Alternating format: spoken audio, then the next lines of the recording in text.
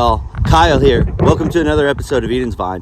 This morning we have a few vineyard chores we need to take care of. Again, these vines are starting to spread out into the row, and I'm gonna need to spray again. Okay, it's just the way it goes when we're in this time of the year, and if we're getting rain, we need to make sure our treatments are there before the rain comes.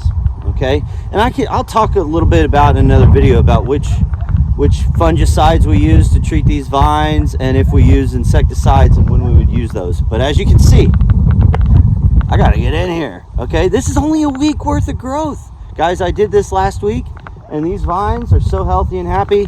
They're growing real fast. Okay, all right. The rain does put a little bit of pressure on us with what's called black rot. Okay, we mostly have that treated on all this new stuff. It's all looking real good.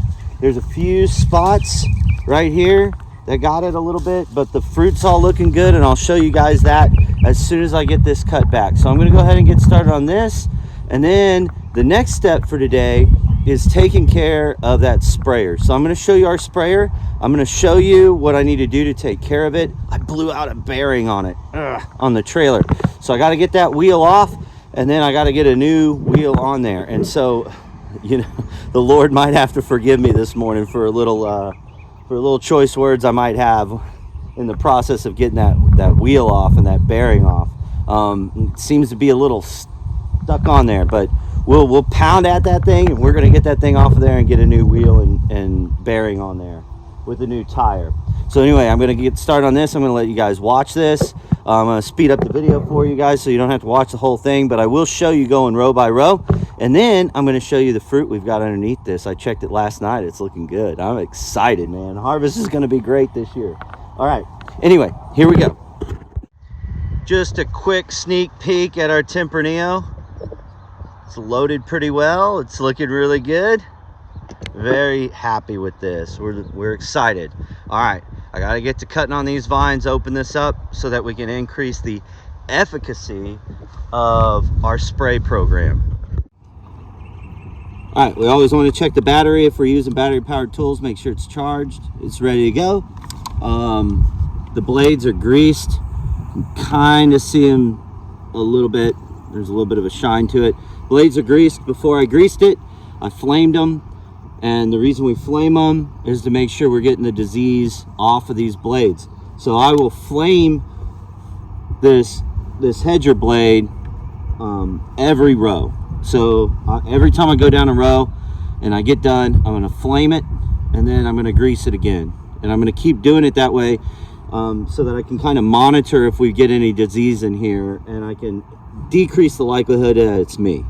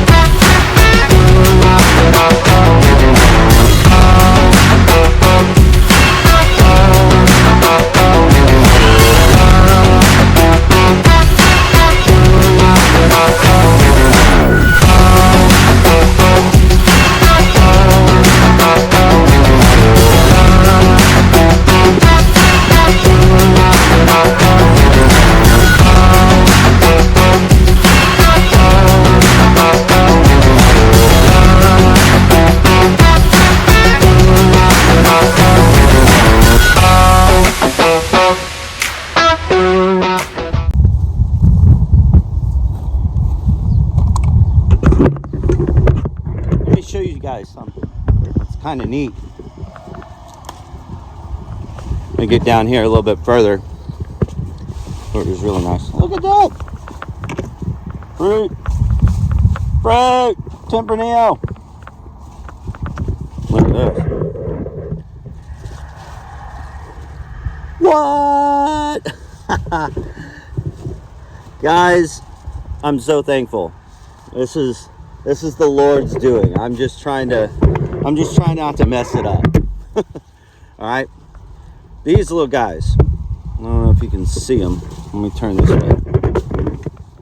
I can see a little bit better. All right, these little guys, inflorescence. Why are they up here? Why are they so high in the canopy? Why aren't they down here with the rest of the fruit, right? Because we plan to get all of our fruit. We plan to get all of this fruit in here at waist high, okay? So that way when I come in here and pick, I don't have to bend over. It's right here. It's ready for me to cut the rachis. So why do we have fruit up here that's starting to develop? The reason is because when you prune these vines back, when you cut them back, they push new shoots, and they push them out of these buds. I don't know if you can see that, but right there, we got a bud. And when it pushes out of that bud, usually the first shoot that comes out of that bud has fruit. And so later in the season, when these buds have had some time to develop, they will actually develop some fruit clusters on their primaries. And so it's kind of neat. We get these late in the season. I try to get them off of here because I don't want the vine using its energy on that right now. I want it using its energy on all this wonderful fruit that's already here. Okay, so I try to get those off. But occasionally it does make for a nice little fall treat or winter treat, because those little clusters that we miss, when these leaves come off of here, when all those leaves come off in the winter time, it leaves a few of those behind. They're called mummies, but the mummies that we have out here usually turn to raisins because it gets so hot and dry in August. So they turn to raisins, and I've got raisins or small little grapes out there. They're super sweet. They're very delicious. And it's a nice little late season reward sometimes. But we do want to get them off before the next growing season for sure. Anyway, let's keep going.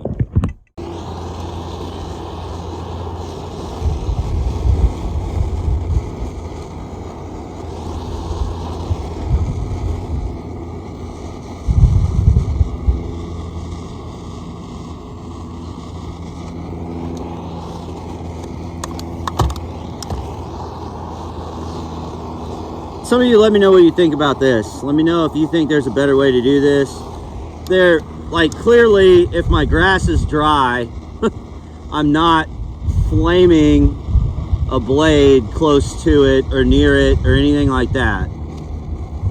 So depending on how dry the grass is, my management practice here might change a little bit. Okay, and those blades are hot, so if this grass were dry, I don't really want to lay it in the grass. Okay, the other thing is I can't see that blade, that flame, so I don't want to get my hand across there, even though I heard it turn off. We're gonna leave that alone because that's hot too.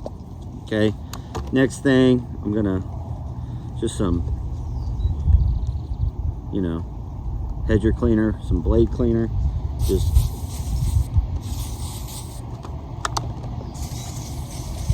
and just real quick on that. Now I'm ready to go again. All right.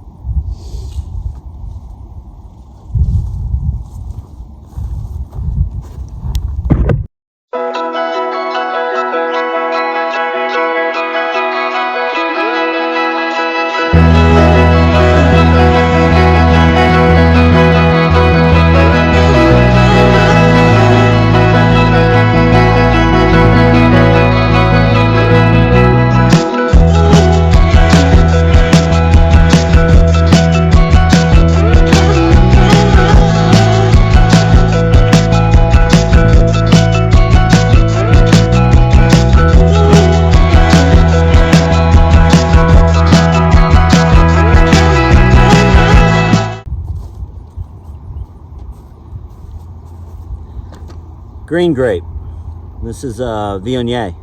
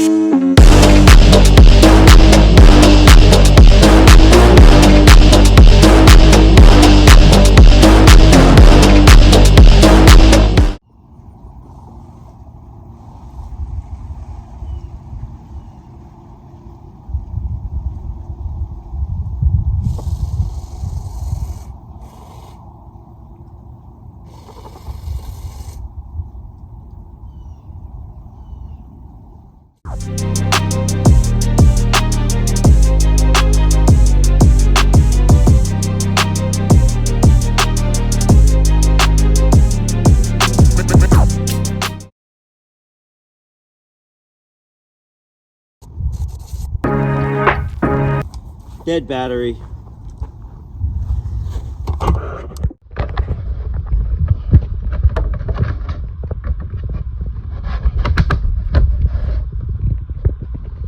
Alright, we'll let that charge for about an hour and then we'll get back to it. Alright guys, while we wait on that battery to charge, let's go ahead and take a look at how the vineyard looks right now. All the rows opened up, opened up, opened up, opened up. Everything's looking good. And then we just have these couple rows down here at the end that are just a little hairy, and that one needs a little attention. Okay, now let's take a look at these grapes, because each grape variety is a little bit different, and when I'm going through hedging those grapes, they don't all hedge the same way. So like some of them I get caught up, like it looks like I'm doing the same thing, which I'm doing basically the same thing, but sometimes we get different approaches need to be taken a little bit depending on the variety. And also I want to show you the fruit. So this is Tempranillo. We've got it opened up. Look at this cluster. Yeah, that thing's looking great. So we want to make sure the leaves are out of the way. All this fruit looks really good. Still just some minor areas of concern with the black rot, so I got to keep an eye on that because it's on the new growth in some places. So like there's a little spot of it. It's nothing to be too concerned about right now, but I still need to manage it and make sure that it doesn't get any worse. Hopefully we get some heat and some drier days here, and that usually takes care of that problem. But early in the season we managed the black rot really well, which is why our fruit zone is all green. Like it's beautiful. And there's just been a few wet days and some cooler air that came through here that gave us a little bit on on the new growth. And the organic fungicide that I used at the time it just could not handle that, and so I had to come back with a fungicide that's a little bit different. It's not organic. It's a systemic fungicide. Came back with that.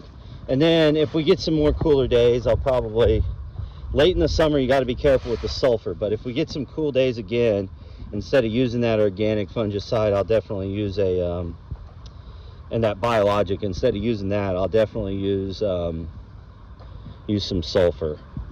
But all this Tempranillo is looking really good, really good. And again, I'll go through all my sprays that my integrated pest management approach that we have out here. Look at this. We're looking really good. All that's Tempranillo. All right, let's go take a look at this Syrah. And Tempranillo does very well for us out here. It comes off a little early, usually late July, if you want to spare the acids. If you don't care about that and you're like, I just love adding tartaric acid to my wines, if you're that kind of person and you're like, I like really hot wine and I want to spend a lot of money on tartaric, hey, I'm not here to judge. You do you. But, you know, if you want that approach, you can wait a little longer and the pH will go to like 4.1 and then you'll get like a, 16-17% alcohol on your wine, but you're going to be adding all that acid back. This is our Syrah, and it's looking pretty good. This is first year in a while that, well, really the first year ever that it's really looked good out here. We had a little bit of it last year, but it's really starting to come on, and it's kind of nice because it doesn't really show. Like, this is really like the worst of the black rot in the Syrah. So just not a whole lot of it out here because these are still relatively young vines. The Nebbiolo hasn't fruited. The only vine I have fruiting with Nebbiolo is over there under that mulch, and this is our Nebbiolo block. Right here, this is our Movedra, and when I was talking about hedging, this Movedra is really a bear to hedge, because every one of these shoots is basically like a bull cane. And they grow up, they grow straight, they grow tall, and they're bulky. They're very bulky. And so I love growing Movedra because it's pretty low maintenance until I have to hedge it. When I have to hedge it, I usually need the gas powered hedger for this. If I had if the whole vineyard if the entire vineyard was Movedra, I would definitely be using the gas powered hedger, just because it's just a stout vine, and it grows nice and tall though. So on VSP, vertical shoot positioning, guys, that vine is awesome. Now this vine is the opposite. This is Viognier. Makes these beautiful green clusters. I love this vine, and I hate this vine. I love this vine because we get these little spindly like shoots. Since I went to this vertical cordon, we get some stronger shoots coming out of there, but we get less fruit. When I was on VSP with a double cordon, and a trunk and a double cordon, and I was spur pruning,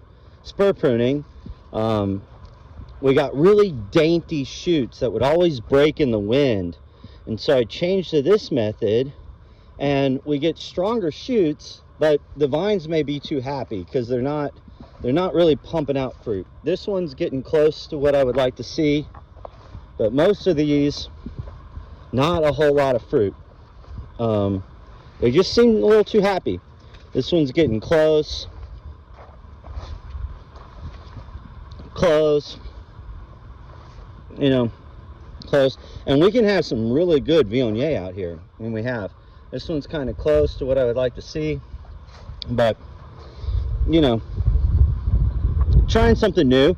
And I think in the long run it'll pay off, but I think it's going to be one of those things I have to wait till like year 5 or 6. And right now, we're just in year 3 or 4 with most of them. All right, this is the Grenache.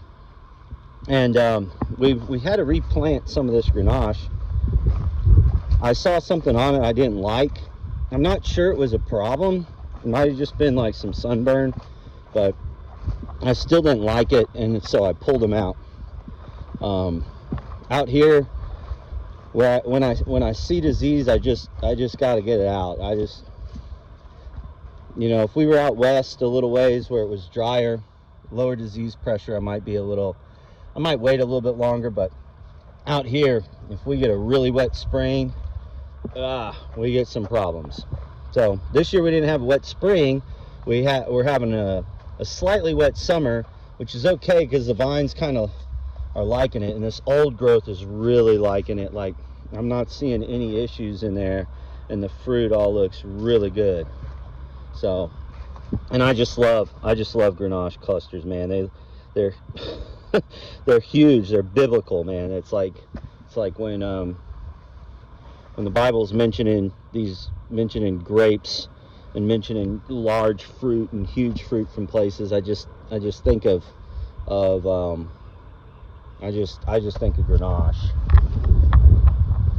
All right, more Grenache. And the Grenache does well out here. We usually don't have much of a problem with Grenache, other than if for whatever reason with this variety, when I do see disease, it seems to transmit a little bit better than it does in other vines. So like, they're resilient, they're strong, they hold up to the wind, they've got beautiful large clusters, and the fruit is delicious. I love Grenache fruit. And you can make so many different wines. You can make a rosé and almost make a white wine out of it. You can make a rosé and a red wine. It blends well. I've got a GSM in there right now, which is Grenache, Syrah, and Mourvedre. It's a Rhone blend, and it tastes awesome. It tastes really good.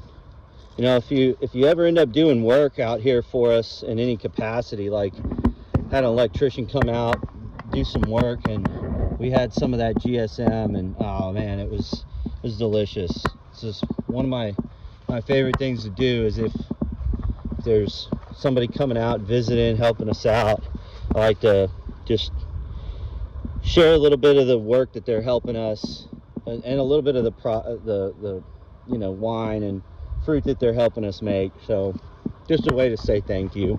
I really appreciate what that guy did. I really appreciate what people do when they come out here and help us out. So anyway, this is just absolutely, it's looking good, but it's Grenache. So it's gonna look like this for a little bit, and the whole cluster will get red, and it'll be beautiful and taste really, really yummy. Okay. And yes, I did use the word yummy because that's what it is. It's yummy. All right. Here we've got Sangiovese. Sangiovese is one of those vines it's actually really susceptible to black rot, and so we've got to really make sure we keep that black rot off of here. Black rot's a fungus, if you didn't know, but I know I talk about it a lot, but if you keep it off, you get pretty clusters, and it fruits really well, and it's a consistent producer in that it produces a lot of fruit. It doesn't necessarily produce the same quality fruit every year like with our Tempranillo, but it does produce a lot of fruit. In that way, it's consistent. And so my suggestion always with this variety, and you can see, like, everything's really nice. We don't have black rot near the fruit zone. We're not going to be battling that this year, thank goodness, as we get a lot of early season stuff. But see, here on the new growth, we've got a little that is concerning. Okay, so I try to get that stuff out of there. But in the fruit zone, we're not having any problems with black rot this year. Again, thank God. Like, God's the real winemaker and wine grape grower out here, not me. All I do is try not to mess it up. But beautiful cluster right there, and that's what we see with our Sangio. Is it's nice and pretty. It comes off like like that. When we keep the black rot off of it. If the black rot sets into the fruit zone, it's no good. And later in the season, if we get rain, this Sangio can be a problem for us, because their skins get really thin. And if we go chasing bricks, like I like to do with the wineries when they want to work with me, I'll chase bricks with them all day long. But it's really risky for us, because we'll lose the crop if we wait too long and we get a late season rain. So, which that has happened to us, like literally overnight. See new growth, but then you look around the fruit zone, there's nothing. That's the difference in early season and mid-season rain. And then late season rain, the skins get thin on these guys, and when they get thin, they'll break open when we get all that rain. The vine will pump that water up into those fruit clusters, and they'll open up. All right, let's show you what black rot looks like in the cluster, if you have any. It looks like this, except if it's really set in. This looks like maybe hail or something might have hit it, or it's all black rot. I don't know. Sometimes you get split berries from hail hitting it, but I don't think we have really hail out here this year. But anyway, the rest of that cluster looks really nice, so I'm going to leave it alone and we'll see what happens. But if this cluster starts rotting out right here, I'm pulling that thing off, because I want to save clusters that look like that. And again, like if we had that early season rain and I couldn't get out here, the fruit zone could have a lot of black rot. And then I'm dropping, 25-50% of the clusters, and then I'm managing the rest to make sure they're okay. Now, as you can see, this year we're going to have some Sangio, guys, and it's going to be delicious. Lord willing, things can still happen. And then there's our last row that we got to get down. Anyway, thanks for listening to my little spill here. One more thing I want to show you now that we got this thing opened up. We've got some plants out of place, and those are called weeds. Okay, this plant out of place, and then this is our cover crop, and it's still flowering, but it's starting to seed. And there's a seed right there on the tip of my index finger. That's buckwheat seed. They're pretty cool looking seeds. They're sharp, and so if you're like wearing Crocs around them and you're trying to spread them like I did this year, and they get up in your crock, they'll poke you. But anyway, so now that this is going to seed, we got to roll this down, and I don't have a roller. So what I'm going to do instead is I'm going to mow it, and I'm going to mow it and leave it there.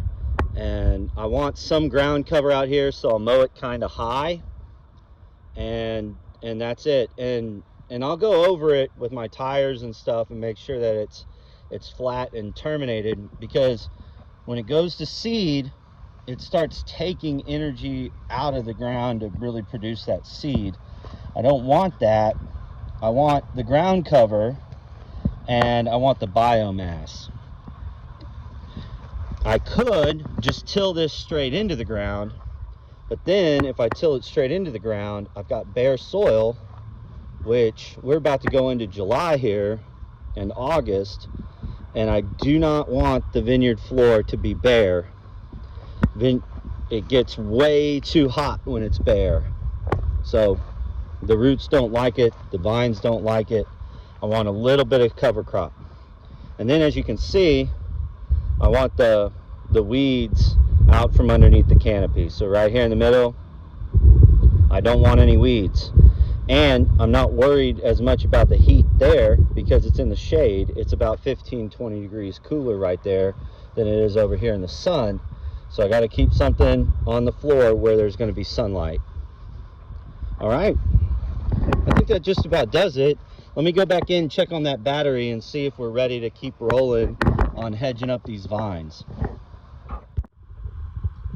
Not quite ready, but we're getting close. We'll go find something else to do while we continue to wait. All right, guys, here's the Mad Max sprayer I've got. I built this, designed it myself. All I got was the tank, and it came with a pump with the tank, and then I put it on this trailer. Had a little help wiring it in, just so I could understand how to do that. I've got a hitch connector that hooks up to the mower, and I routed it up to a switch so I can control it from the mower. Okay, now this here controls this bypass, which helps circulate the tank. Okay, and if you look down in there, there's the siphon.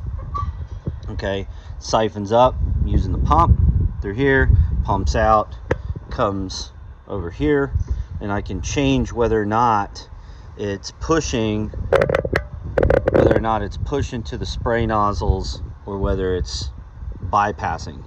Then I've got ball valves hooked up to a wand gun, and that helps me spray the trees. And then I've got these emitters for spraying the canopy, in particular the fruit zone and the trunk, fruit zone and trunk. And then this is for spraying the upper canopy. Okay, and that's kind of where I wish I had like an air blast sprayer, because that would help move it through the upper part of the canopy, but the lower parts of the canopy it does just fine. And then a new practice that we have is we also spray our floor. Okay, and that helps me minimize any disease pressure coming from the floor. Anyway, the issue that we're having today is this little guy. Okay, that bearing broke, and it broke in a very muddy vineyard. So I had to get out, and it broke. But this is how it should look, and the other side is how it actually looks. So what I'm going to do is I'm going to turn this, I'm going to hoist it up, I'm going to ask politely if it'll come off. If it doesn't come off, I'm not going to ask anymore. All right, so we'll get going on that. Let me get set up, and I'll show you how we're going to remove this wheel. And then we got to do the same to the other, because the wheels and tires that I got aren't the same height and width. So they'll fit on this axle, but they're just not the same height and width. Just kind of a thing that one of the box stores does. I do like this trailer though, and we did get it from one of the box stores, so I'll give them credit for that. That's Tractor Supply. They got us this and this, and then it also came with a pump. And guys, I've been spraying this vineyard now since 2015. So that pump that was on here, procured stock from Tractor Supply, and I'm not getting paid by them because I'm actually a little bummed out about their wheel selection. They don't have the wheels to replace the wheels that are on here, and in fact this axle I've already had to replace once.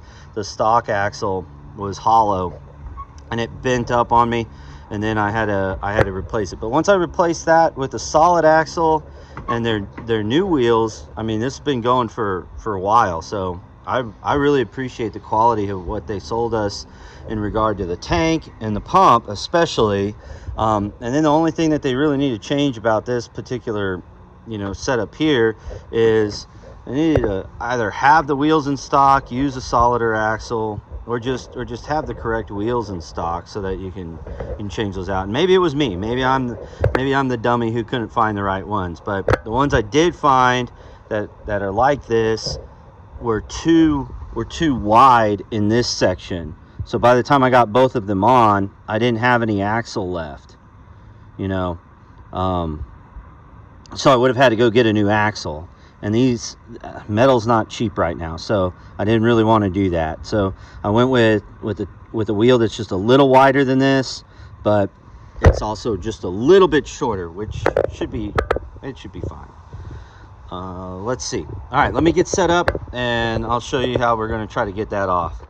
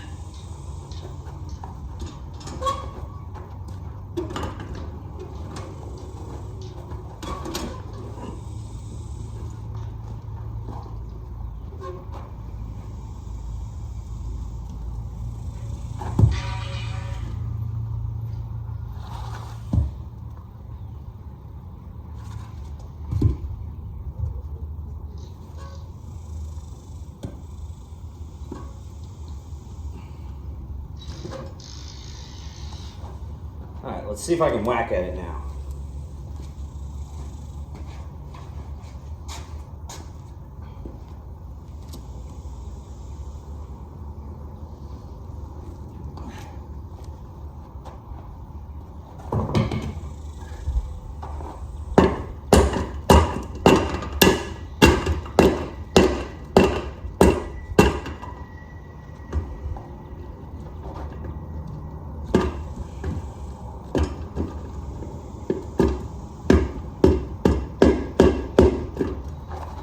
Almost. There we go. All I had to do was ask nicely. You know, my daddy and mom have been telling me that for years, and my wife tells me that. All you gotta do is ask nicely. There. All right.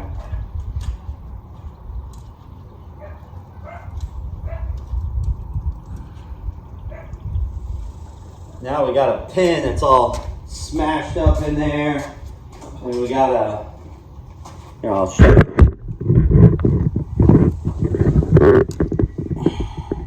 Here's the old ball bearing.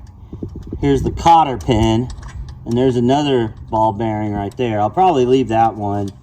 I don't know that I need to get that off. I might try to remove it, but I don't really think I absolutely need to. But if I get that one off, I might not have to drill a new hole. So that might be good. So let me see if I can get that off of there. I think I might have just the stuff too. It's this coil, okay? It's a deep penetrant.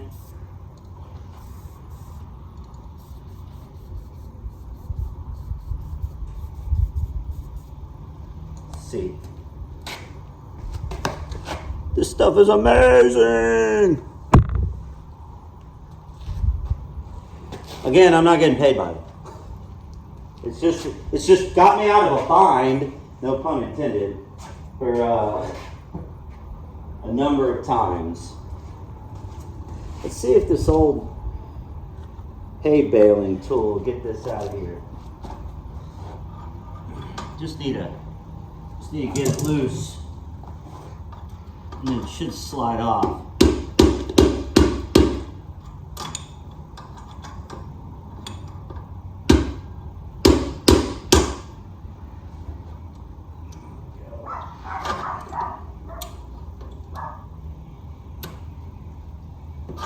we got it loosened up now. Come on out.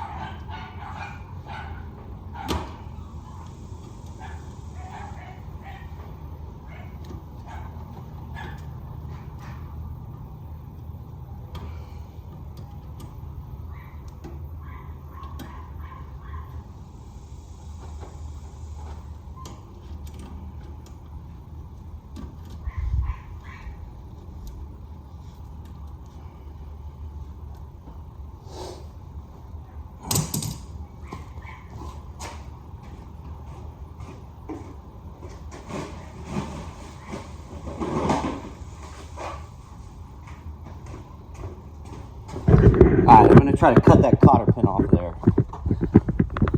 So, sticking up right there. I'm going to take these and lock that off.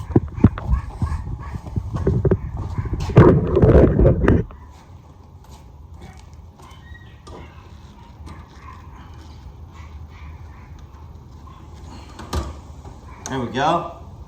Now, that metal. Bring it up.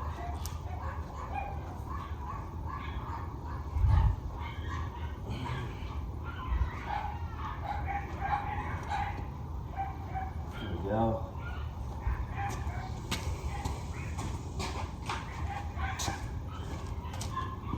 Alright, now let's see if we can pop this pin out.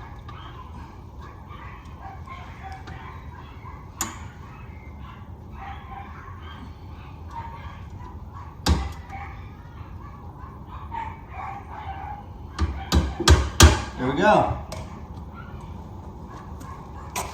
It's out.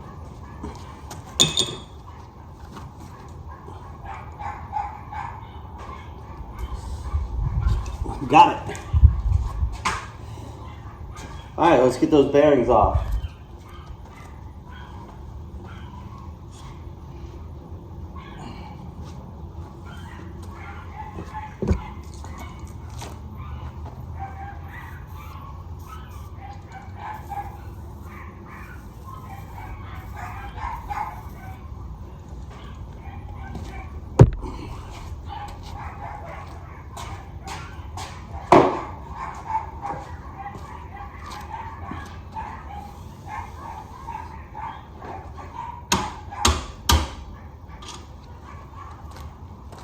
There's one.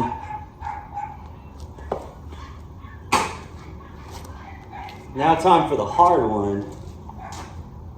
Let's see what else I've got that can maybe help out.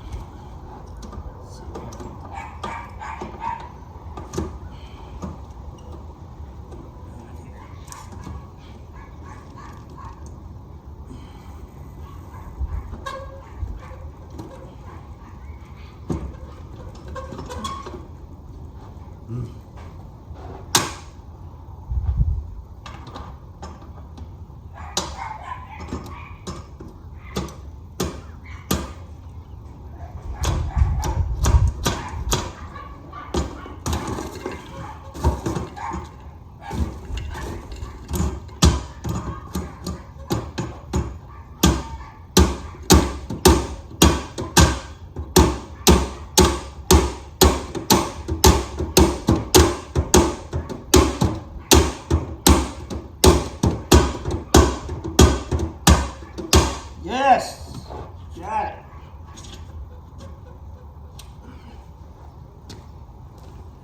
There's two.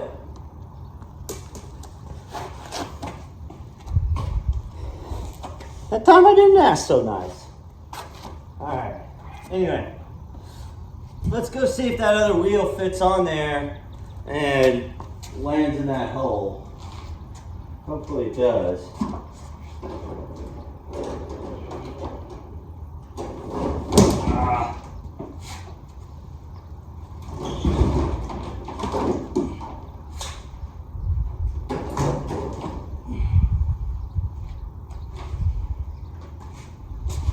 here's our new wheel.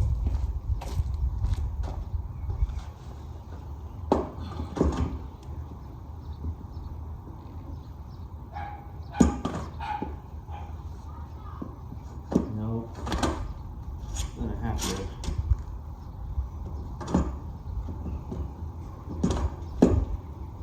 Nope, I'm gonna have to drill a new hole. Bummer. Yeah, is what it is. All right. Anyway, it's on there. We'll drill a new hole. Might not be right now.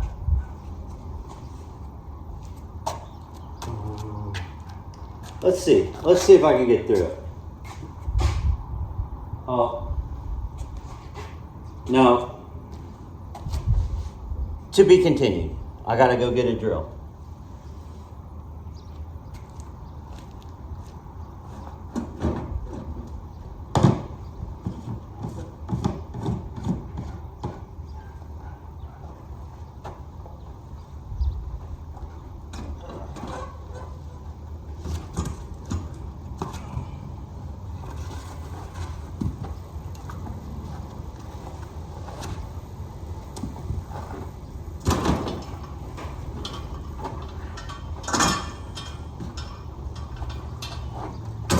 Obviously, with a bigger sprayer, I would do this different, right? I have jack stands and some other things.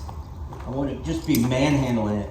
But that's kind of one of the reasons that I like this smaller sprayer and haven't invested in anything bigger, because I don't really need anything bigger for what I'm doing. And the bigger ones are more expensive. And I gotta set up the tractor every time. To deal with that. And I don't always want to set up the tractor for something like that.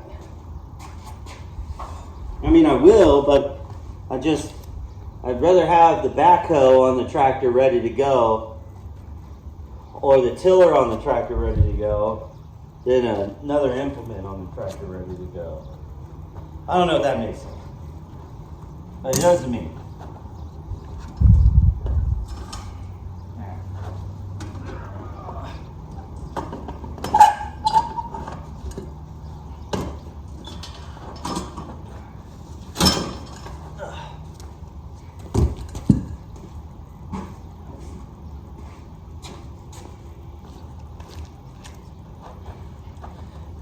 If you're doing it the way I just did it, just watch your head around one of those, okay? Now let me just, probably should have just left it off.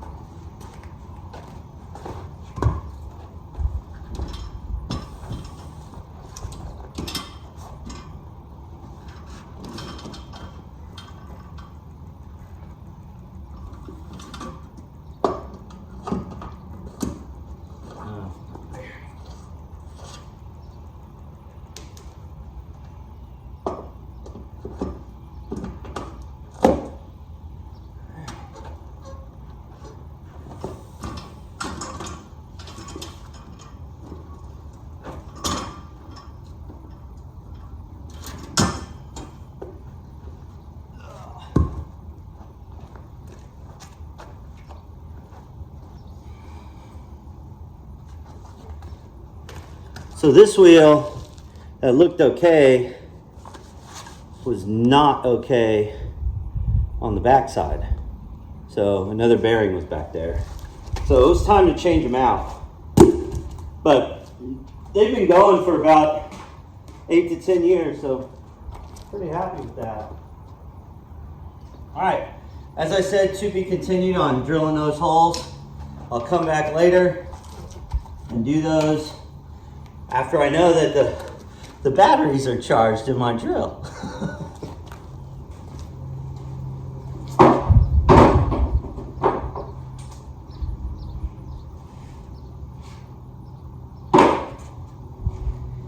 And you guys are probably thinking, why don't you just leave them on the charger, you dummy? And That's a good point. I'm not sure why I don't just leave them on the chart. But I like to pull them off whenever they're ready to go.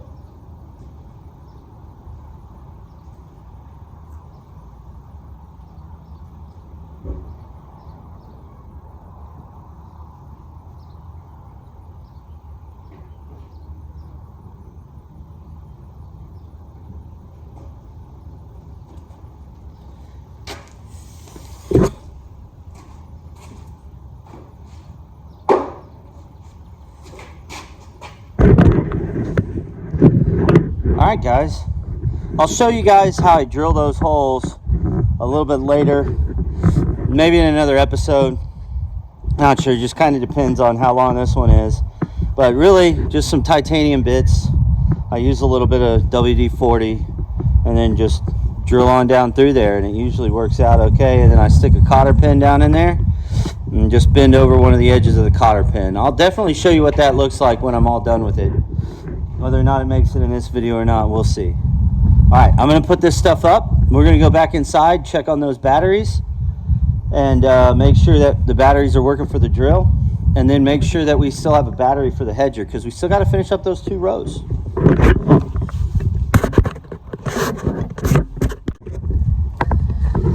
Alright guys, I hope you enjoyed that little install of those wheels. I know we still got a little bit more to go on those. Just got to drill a couple holes and put some new cotter pins in, and then it's ready to go. It's already rolling well. One of the things about those tires that I'm a little concerned about, honestly, is that they're not basically solid tires. They're not run flats or anything like that. So I got to make sure they're aired up. And the winter time is usually when we lose some of that. Hear all the ducks? They're saying hi. Are they? Dude, I love those clacky ducks. I know I said that. They're awesome. All right, let's go back inside, check on that battery, see if we're ready to go. I'm gonna get a little drink of water, and then we'll get back out here and get to it. I am gonna check to see if those batteries are ready, and if they are, we'll get those holes drilled here, hopefully today. I do have some other things I got to get cracking on, so it might be time to call it quits for this morning.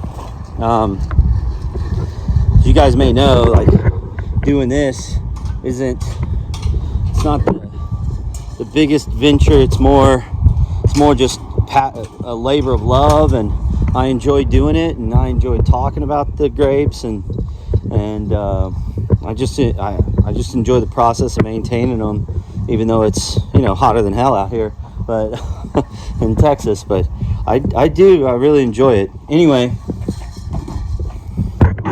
say hi to we got a new addition around here. I'm not sure if I'm ready to introduce you guys, but here we go. Say hi to little Tucker. There we go. My wife had a great day, and then she really wanted another one. She's been missing them. They're awesome dogs. If you ever decide to get one, don't hesitate. They're great. All right. Anyway, I'm going to go check on this battery, and then we'll get back out there. Okay, I think we're ready to go.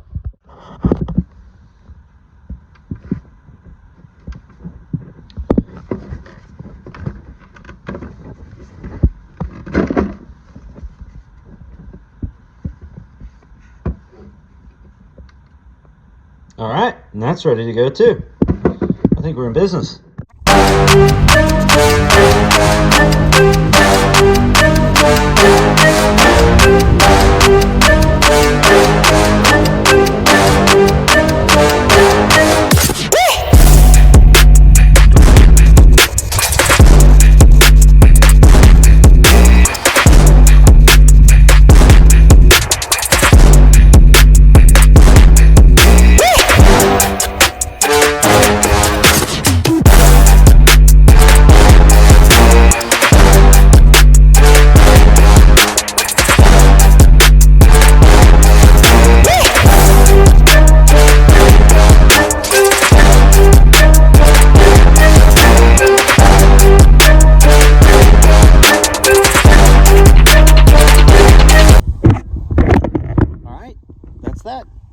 Cleaned up. vines, looking like we can get a tractor down there, we can get a mower down there, we can get a sprayer down that row. And the main reason that I went ahead and fixed that sprayer in this video is because excuse me, this is the time that we're going to want to spray. So we just cut on these vines. That means I need to spray it very soon. Okay, if not tonight, tomorrow, sometime. All right. Whenever you open up the vines like that, you got to make sure you get something on there to protect them from fungus and insects. It makes it a little easier for the insects too, especially when you're using those hedgers. Okay, with the pruning shears, it's a little bit more of a, that row just looks so pretty to me. I like that. Anyway, with the pruning shears, you get a little bit more of a clean cut. But with the hedgers, you don't always get a clean cut, and it just goes through and brutalizes the vines, even with a handheld hedger like that. And you know, the mechanized hedgers that they use on those tractors do a really nice job too. But I do kind of wonder sometimes of how much they beat up the vines. I hear they've gotten a lot better, but back when they first came out, they were really rough on the vines. But that's like everything, right? When it first comes out, it's a little clunky. But anyway, it's looking nice. We're ready to go here. I'm going to take you back there, and we're going to finish up that tractor, or the sprayer. We're going to finish up the sprayer. We're going to get those wheels fixed on there with cotter pins, but I got to drill new holes because, as I said before, you can't always find the right size that you need when you're using those stock trailers. So I use the stock trailer from Tractor Supply. It's really hard to find the right wheels again after you get one of those, but you can change out that axle like I did, make it a little bit longer, make sure it still fits down your rows or whatever you're doing, and then put the wheel that you want on there. Just leave yourself some room, because occasionally you will have to go in there and drill new holes for new cotter pins to keep that wheel on there. Some of you guys might have another way, like you could thread that axle and put a nut on there. I've thought about doing that, but and I might decide I want to do that at some point, because that's something that would maybe make my life a little bit easier. But then I don't want that nut coming off, and I know there are ways to make sure that it doesn't. Anyway, let's take a break for just a second. Look at this. You got a little bumblebee. You see him?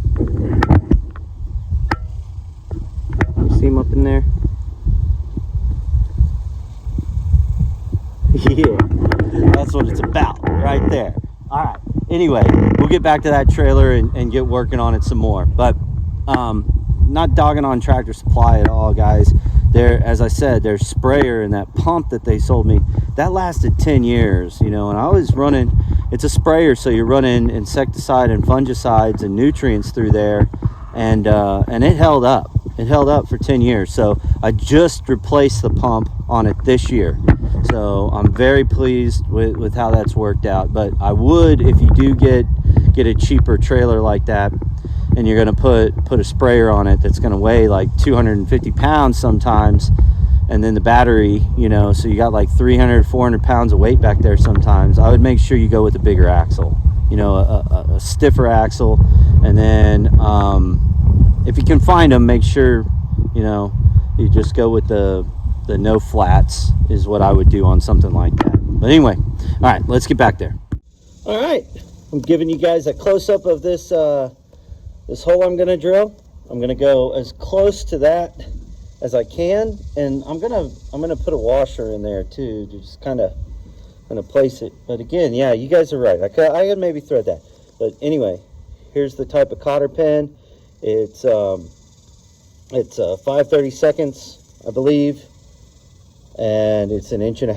So 5/32 and 1.5 inches. Again, just pick these up at the box store. Okay, you can probably get these online.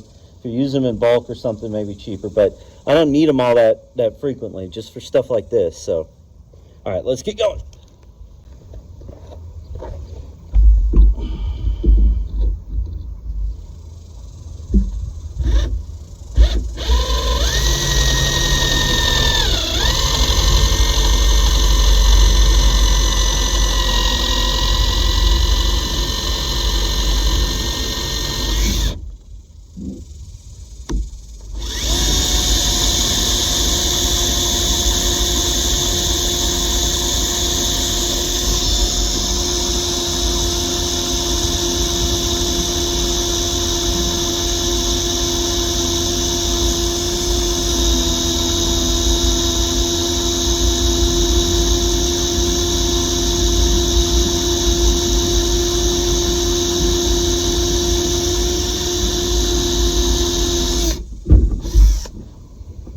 cool the bit off a little bit.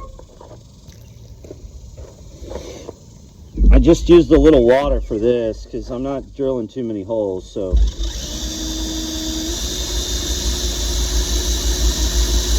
There we go.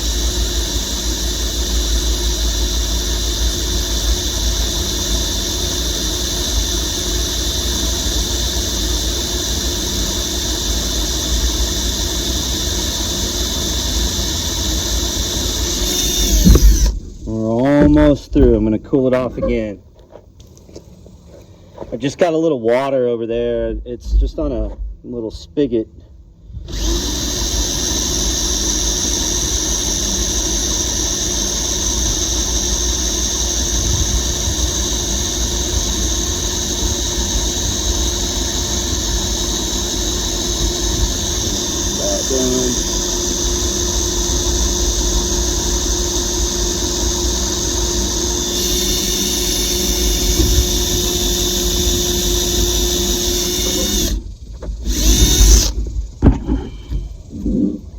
Almost.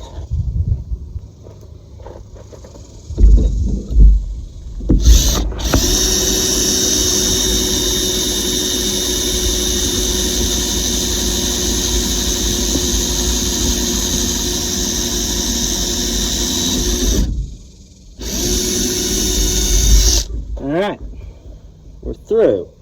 Hopefully you guys can still see that.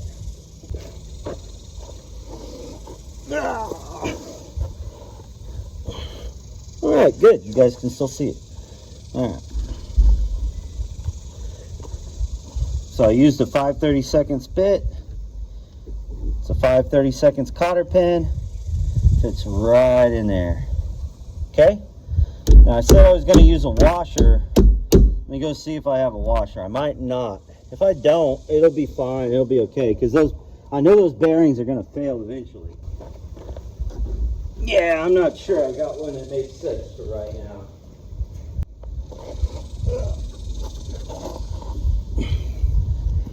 That's okay. This will work. This will keep me going through the season. And then if I need to add something later, I'll add it.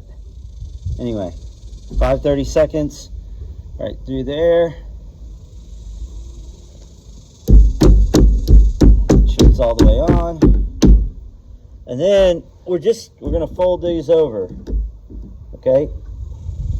And just fold over just like that. And I don't really like folding them too far because I think that's kind of part of the problem.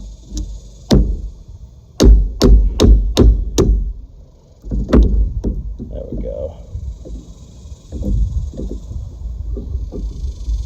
Yeah. All right.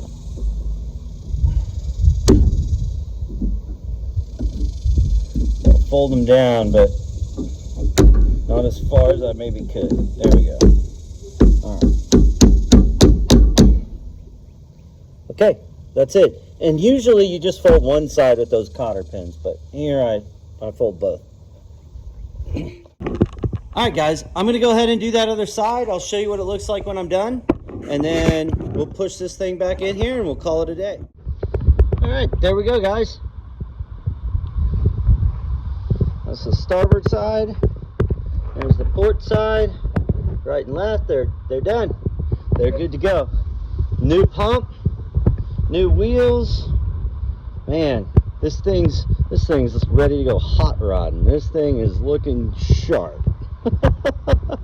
Nah, it's a sight for sore eyes, but it works and it does the job. And I'm very pleased I have it. I'm thankful. Hey, thank you guys for watching that content. If you like that, click like, click subscribe, make a comment. Let me know how I could do this a little bit better. I'm eager to learn. That's the only way I get any better at this. And if you guys have some suggestions for me, that'd be great. I would love to hear it. How can I better manage black rod out here? How can I better manage the canopy? Could I design the trellis a little bit differently in a way that is cost effective and makes sense? Also, you guys that are purchasing fruit from us, if you guys want to come out and take a look at things before you purchase the fruit, let me know. We also have some other things like like we've got some trees that we sometimes sell. Early in the season I sell some vegetable and crops and tomatoes and peppers, if you guys are interested in any of that. The trees that we still have right now, I grew from seed. They're chase trees, and I'm growing them from seed because I want some variability and diversity in the colors on the flowers. And I'll show you what that looks like. Guys, it turned out beautiful. I don't regret not growing those from cuttings one bit. The variability in the flowers is just awesome. So if you guys want to see it, if you guys want to just come out and take a look at the sunflowers, you know, send me a message. Let me know. We can schedule some time. You can come out, take a look around the place, see if you like it. If you want some roses or something, let me know. We can talk about that too. We grow some roses. Usually it's just for us, but you know, on a special occasion, if you guys have something going on and you guys want some roses, let me know. I'll take some pictures, send them your way, and maybe you guys can come out and pick some. We've got the tools if you need them to harvest grapes, to harvest, you know, sunflowers. If you want some sunflowers, you know, if you want some plants, let us know, guys. We're here to serve. We're here to help. We want you to enjoy what we're doing just like we enjoy what we're doing, and that's our way to show thank you to you guys. Again, out here, I'm not the wine grape grower, guys. I'm not the flower grower. I'm not the tree grower. That's God. I'm just here to make sure that I don't mess those things up and the gifts that he's given us. Thank you, guys. You're one of those gifts. We appreciate you. Like, subscribe, comment, and we'll see you on another episode of Eating Time. Bye for now.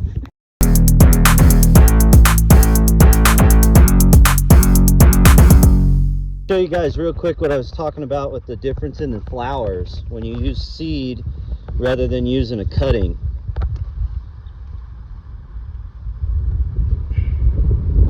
See how those are pink with a little white, and these are the bluish purple. And if we go look at the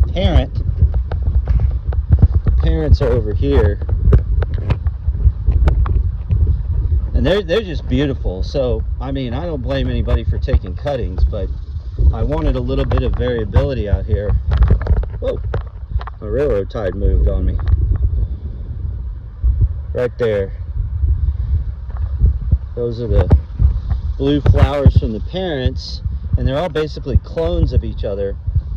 I wanted to get away from the clone and see what that did, and so I planted the seeds, and we've got some really cool. Our asparagus is starting to come out. We sell these too earlier in the season, but if they don't sell, I go ahead and plant them. Anyway, this one over here, it's done flowering for now. Oh no, never mind, that's the wrong one. This one almost looks identical to the parent. So a little like kids, right? You got kids that maybe look, act, behave like a parent or the other parent, but then you got some that look, act, and behave maybe like the grandparents. Like maybe this was a grandparent color, I don't know. Or maybe a cousin or something, or maybe they're a little bit of their own little thing. But that's why I like planting from seed. It's fun. You get to see cool new things. But if you're trying for consistency and quality, I do understand going with the cuttings, but I like the seed. All right, that's just my preference. I don't mind if you have a different one. Y'all have a nice day.